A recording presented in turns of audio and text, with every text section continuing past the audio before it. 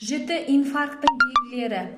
Жіті инфаркттың белгілері бұл егер сізде жүрек тұсында ауырсыну, сол жақ тұсында осы ауырсыну сол жаққа, мойынға, иыққа, жауырын аралыққа беріліп және осы қысып ауырсыну сезім 20 минуттан асатын болса, бұл жіті инфаркттың белгілері.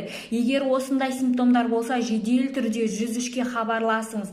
Алғашқы 3 сағат өте маңызды.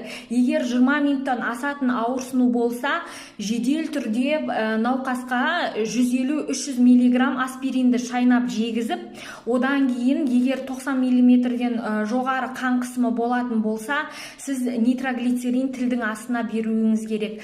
Бірақ дәрігермен консультация жасауды ұмытпаңыз, егер дәрілерді қалай қолдану керек екенін білмесеңіз. Бұндай белгілерде де адам да қайтыс болып кетуі мүмкін. Жедел түрде